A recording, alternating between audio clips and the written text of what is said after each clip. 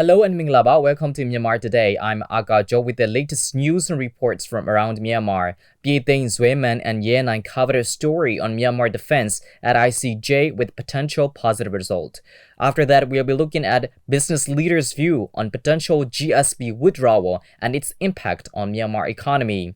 Swayzin has a story on peace-building Lexicon Glossary launch, which states the definition and explanation of the terms concerning peace in 10 ethnic languages. And David Tanner got a report on upcoming World Robot Game in Myanmar. Before we get to the reports, let's check on some local news. Deputy Minister Umar Win attended the ASEAN Plus China, Japan, Korea ASEAN Plus 3 Deputy Finance Ministers and Deputy Central Bank Governors meeting in Xiamen, China from 12th to 13th of December. In the first day of the meeting, IMF, ADB, and AMRO explained the macroeconomic situation of the world and Asian region and future prospects, the effects that Free Trade Agreement of Asia might have on financial cooperation with ASEAN Plus 3 nations, and the Deputy Ministers and Deputy Central Bank Governors exchange views. The Myanmar Air Force yesterday commissioned 10 new aircrafts into service to commemorate its 72nd founding anniversary. The new aircrafts include 2 JF-17Bs, 6 Yak-130 fighters, and 2 Mi-35 helicopters. The ceremony was held at a flight training base in Mae Tila, with the Commander-in-Chief of Defense Services, Senior General Miao Lai, in attendance wearing an Air Force uniform in its honor. Myanmar's sugar mill operators are expected to delay buying sugarcane during the December-April season, according to the Myanmar Sugar and Sugarcane-related Products Merchants and Manufacturer Association. With China banning sugar imports within a year, sugar stockpiled in mills and traders' warehouses, causing prices to drop below 900 kyats for this. The sugarcane market is likely to raise its head again only after China's ban on sugar imports is lifted. Most of the millers are preparing to buy sugarcane in the second and third week of December. The delayed purchase might hurt the quality and yield rate in the following year and growers. That's all with the local news, and we are moving on to our first report. Myanmar delegation led by State Councillor Daw San Suu Kyi, Union Minister for Foreign Affairs, went to The Hague in the Netherlands over the past few days and called on the judges of International Court of Justice to dismiss the accusation of genocide against Myanmar that violated the 1948 Genocide Convention. Describing the notion of the same strong stance with the Nobel Peace Laureate Daw San Suu Kyi, Myanmar people across the country were staging mass rallies in support of her, who was going to defend Gambia's accusation against Myanmar. Local people joining hands with all religious organizations actively participated in the mass rallies at a time when Daw San Suu Kyi and party were defending the case at the ICJ. DJ Arker and Yenan covered the story. Myanmar delegation led by State Councillor Daw San Suu Kyi, Union Minister for Foreign Affairs, went to The Hague in the Netherlands in the recent days and called on the judges of International Court of Justice (ICJ) to dismiss the accusation of genocide against Myanmar that violated a genocide convention.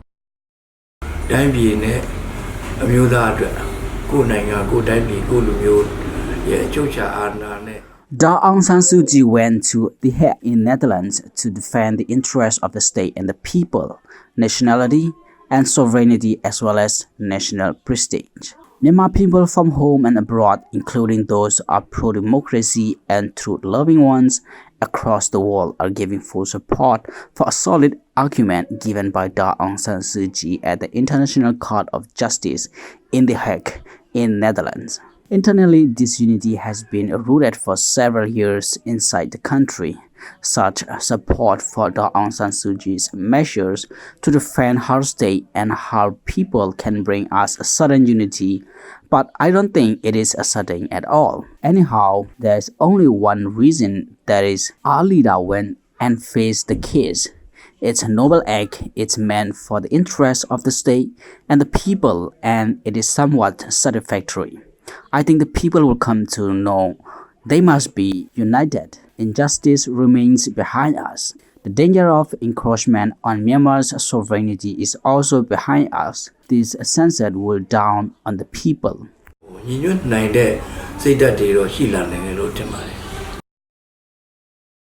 Describing the notion of the same strong stance with Nobel Peace Laureate Daw Aung San Suu Kyi, Myanmar across the country was staging mass rallies in support of her, who is going to defend Gambia's accusation against Myanmar. Local people joining hands with all religious organizations actively participated in the mass rallies at a time when Daw Aung San Suu Kyi and party were defending the case at the ICJ. U Tanai U, Yangon Region Ludo representative of Babadan Constituency 1, said.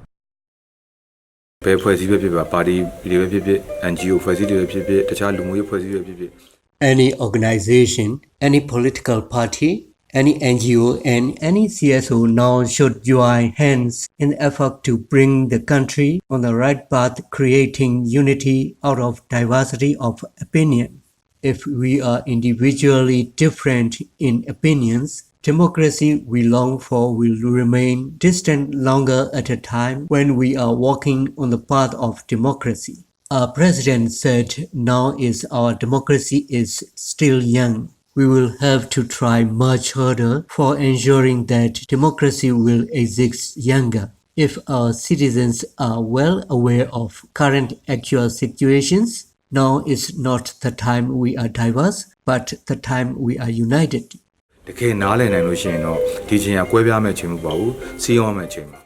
Dr. Anton Tha also added on his perspective.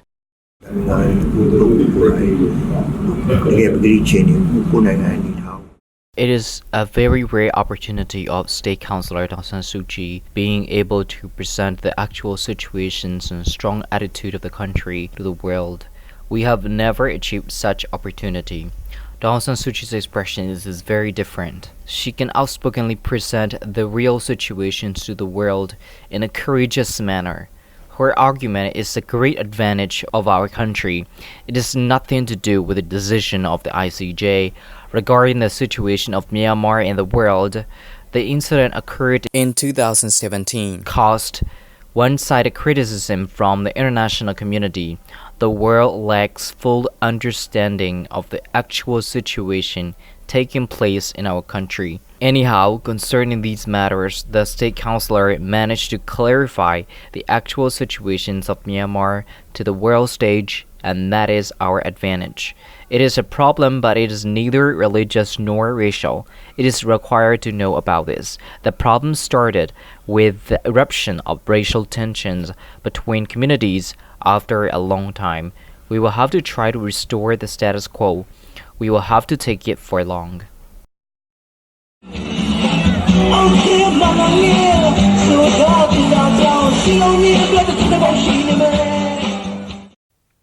That's the story on Myanmar defense at ICJ with potential positive result. Alright, we'll move on to the weather forecast now. In Yangon, we can expect a sunny morning with mostly sunny and nice weather, and is warned that air quality would be unhealthy for sensitive groups. There will be clear and cool weather late at night. The temperature throughout the day will be in the mid-20s with sharp drop to 18 degrees Celsius at night time with wind gusts at 11 kilometers per hour. In Naypyidaw, we can expect cloudy weather in the morning and nice weather with plenty sunshine throughout the day with clear night. The temperature throughout the day will be in the mid-20s, and it will drop to as low as 13 degrees Celsius at night with wind gusts at 9 kilometers per hour. In Mandalay, we can expect sunshine and pleasant weather in the afternoon and throughout the day. Temperature throughout the day will be in the mid-20s, and it will drop to as low as 14 degrees Celsius at night with average wind gusts at 9 kilometers per hour. Stay with us, we have another report coming up, and then we'll check on the stocks and currency exchange rates. Business leaders are interviewed on the plausible withdrawal of Generalized System of Preferences (GSP) status and its impact on the country's economy. Business leaders converge on December 14th at 27th Annual Plenary Meeting of the Union of Myanmar Federation of Chambers of Commerce and Industry (UMFCCI) at Lotte Hotel in Yangon. Let's take a look. It is recently learned that European Union (EU) might be considering to withdraw Generalized System of Preferences (GSP) status from Myanmar. The pressure on the economy has to do with the human rights issue allegation. However, business leaders' views on the plausibility of the GSP also differ. Business leaders are interviewed on December 14th at 27th Annual Plenary Meeting of the Union of Myanmar Federation of Chambers of Commerce and Industry UMFCCI at Lotte Hotel. Wu Ne-u, Vice Chairman of Myanmar Fisheries Federation, gave his opinion. What we presume is that the GSP withdrawal is unlikely to happen. We also have experienced the GSP withdrawal before, so we are experienced with that. Even if the withdrawal happened, it's nothing new, and businesses are also alert and prepared for it. It's good that withdrawal does not happen, but we are all prepared for what's to come. And the situation now is much different than the situation back then when the sanction was imposed. And we have other options and strategy to handle this if it ever happened. Even it did happen, we have other countries like Japan and Korea, which are the market for the fisheries. It is learned that the impact of the GSP withdrawal will primarily impact the garment sector. This is because the duty-free trade privileges that EU grant Myanmar mainly consist of garments. Dorkai Kainwe, General Secretary of Myanmar Garment Manufacturer Association, gave her comment on the GSP and the impact on the garment sector. Actually, Myanmar was enjoined GSP before 1997.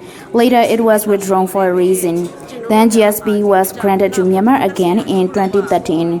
What's good is that EU not only grants the GSP, but also they train us how to use it to an optimum result. They give us training to help us understand the standards and rules being practiced in their countries among their consumers. So we know what they want in terms of quality and criteria. Back in 2012, the export volume was very low, but in 2018, the export volume increased significantly. In terms of countries, Japan is the biggest buyer, Germany comes second. If look EU as a bloc, the demand of EU is the highest. Since they like the quality of the garments made here, they place order.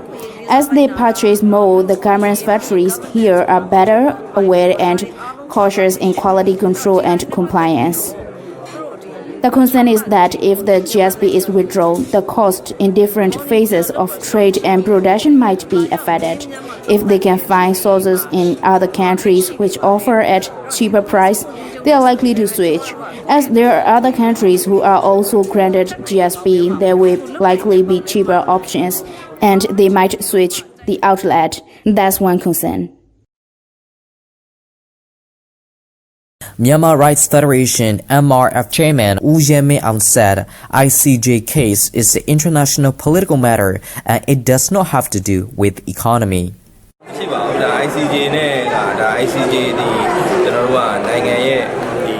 I believe the ICJ case is the political matter and it is international aspect, and it doesn't have anything to do with the economy of the country. We have discussed with EU countries and African countries to trade rice till mid-year in 2020. I don't think this will impact the rice sector and economy of Myanmar. This is Arker Kyaw reporting for Myanmar International Radio. That's the report on business leaders' view on potential GSP withdrawal and impact on Myanmar economy. And here we have the information on currency rates from Myanmar Central Bank. $1 is at 1,510 kyats. 1 Chinese renminbi is at 216 kyats. 1 euro is at 1,687 kyats. 1 pound sterling is at 2,024 kyats. 1 Singapore dollar is at 1,116 kyats. 1 Malaysian ringgit is at 365 kyats. 1 Thai baht is at 50 kyats. And the Indian rupee is at 21 kyats. Gold is trading at $1,474. Silver is at $17, and Brent crude oil is at $60.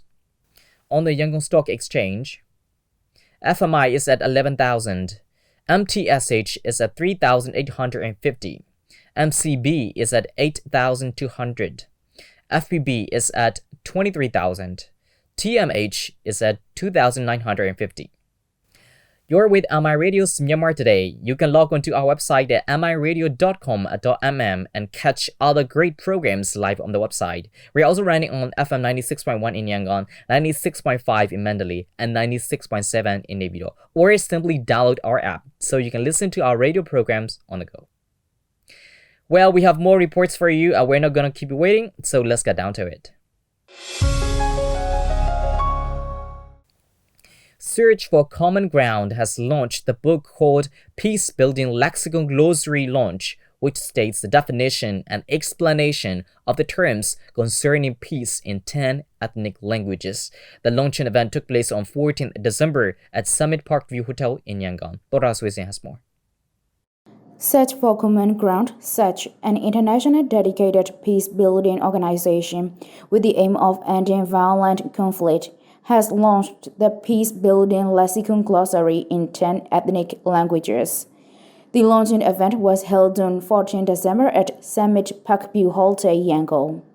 The book is part of its 3-year project, Communicating for the Future, Building Confidence and Trust in the Peace Process, which is based in 7 states and regions, Yangon, Bago, Chin, Kanye, Mon, Tanintharyi, and Shan.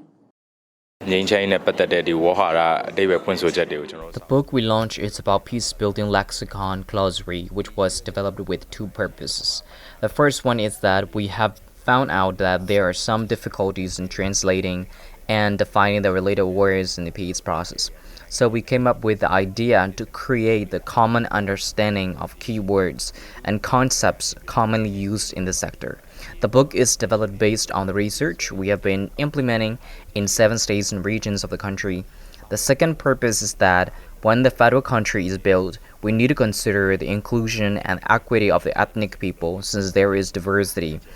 As so, our glossary is the contribution with the appreciation of the languages of ethnic people.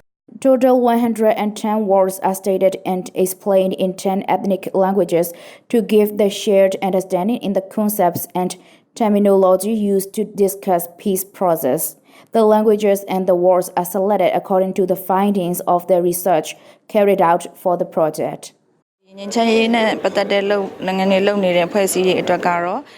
For organizations which are doing activities concerning peace process, we can take reference from that book. We can include more exact terminology in our report, especially in the reports conducted in ethnic languages. We will be able to use the term given the same definition as Myanmar and English languages.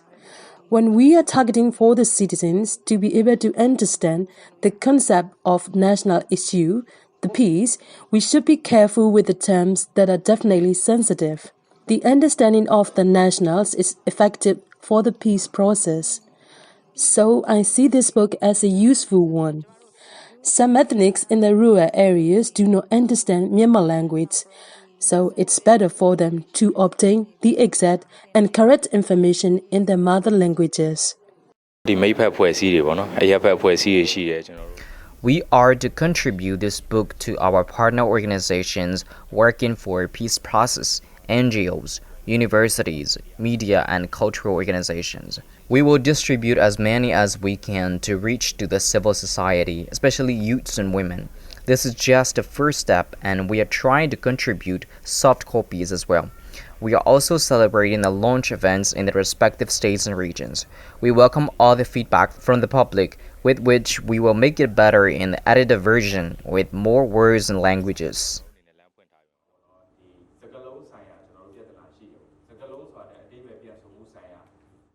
The project, entitled Communicating for the Future, Building Confidence and Trust in the Peace Process, is implemented with the aim of enhancing engagement and dialogue among the civil society, government, EAOs, and other stakeholders, as well as to support multimedia campaign. Multimedia campaign ကကျွန်တော်2020မှာစပြီးတော့လုပ်မှာပေါ့နော်အဲ့မှာ multimedia We will start multimedia campaign in 2020. We are to put together our research findings within a framework which we call message map. Then we are to give awareness to the public in two ways. The first one is national campaign. That is, we are to produce a short series concerning peace to be broadcasted in MRTV. The second one is that we are to provide grant to the locals in the targeted areas of the research. Multimedia campaign လို့အဲ့မှာမှာကျွန်တော်နှစ်ပိုင်းရှိတယ်။တစ်ပိုင်းကကျတော့ကျွန်တော် MRTV နဲ့ကျွန်တော်ဇာတ်လမ်းတွေရိုက်ပေါ့နော်ကျွန်တော်ငြိမ်း It is hoped that the glossary will play an important role for the multimedia campaign, highlighting the importance of using language to convey the common interests, visions, and understanding for the peace in the country. That's all for now. This is Dora Suisin from MI Radio. That's a report on Peace-Building Lexicon Glossary launch, which states the definition and explanation of the terms concerning peace in 10 ethnic languages. Well, here is the last report for today. World Robot Game Myanmar and national level robot competition will be holding around 2020 January with an age limitation from the age above 10. The level has also been classified with the junior and senior level. Reporter David Tanner got the details.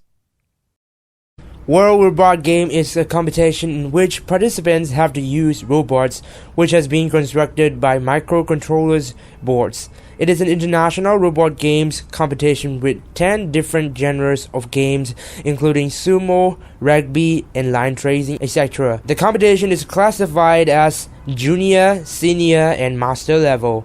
By this time, World Robot Game Myanmar, a national level robot competition, will be holding around in January of 2020, with an age limitation from the age above 10. The level is also classified with only junior and senior level.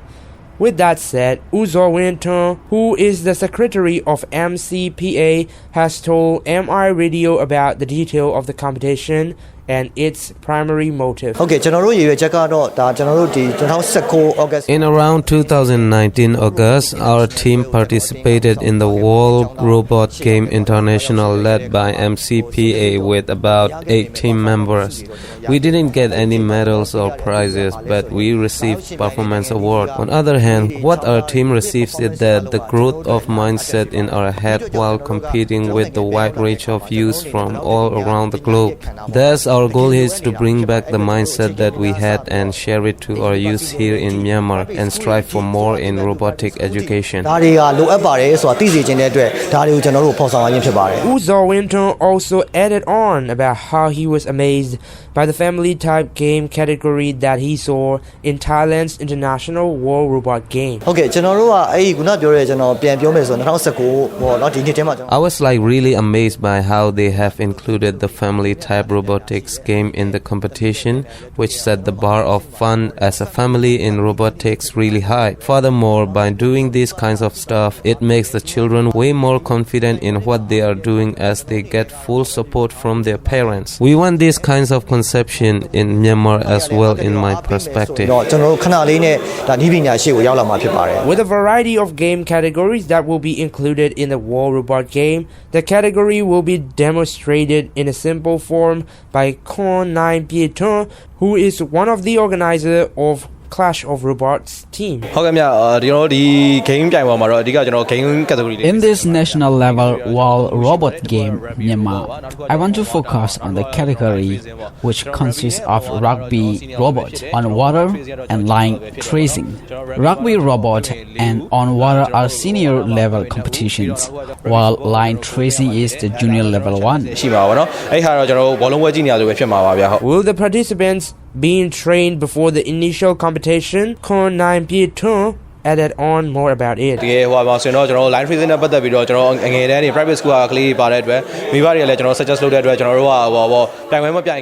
the junior level, we will have some training to make sure they feel comfortable with robots sets that they have been given, as we got a suggestion from the parents as well. We will be providing 2 days workshop. We are also thinking to extend the workshop as the parents demand, if possible, so the workshop day is pretty flexible flexible for now.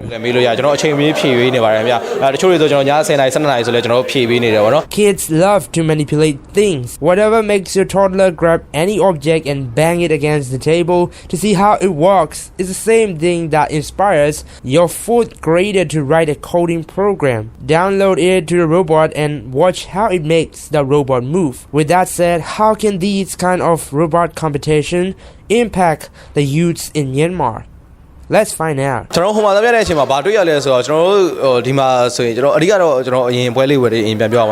the most attractive multidisciplinary fields of investigation, research, and employment is certainly robotics. Robots have entered almost all fields of human living. This ongoing process promises more robotization of the world, opening many new subfields of robotics. To keep this process going, we must investigate how to attract and educate young people. The easiest way to attract young people is through interesting robot competitions. Many international universities, faculties, schools, organizations in the developed country have recognized this and have established popular robot competitions targeting young people. That is why we need to step forward as a developing country and not lag behind in this sector of education.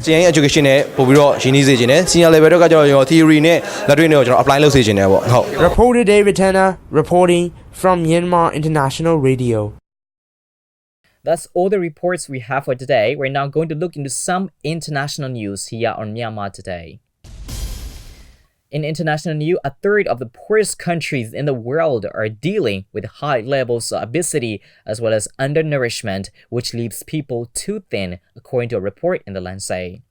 It says the problem is caused by global access to ultra-processed foods and people exercising less. The authors are calling for changes to the modern food system, which they believe to be driving it. Countries in sub-Saharan Africa and Asia are most affected. The report estimates that nearly 2.3 billion children and adults on the planet are overweight, and more than 150 million children have stunted growth. Riot police and anti-government demonstrators have clashed for a second night in the Lebanese capital Beirut, leaving dozens of people wounded. Protesters threw bottles and fireworks at police officers who responded with tear gas and a water cannon. Meanwhile, Interior Minister Rahaya Hassan ordered inquiry into Saturday fear's crackdown by security forces that left dozens more wounded. Protests over economic mismanagement by the ruling elite began in October. You're with Myanmar Radio's Myanmar Today. Thanks for joining me. I am Arker Kyaw. Have a good day. Goodbye now.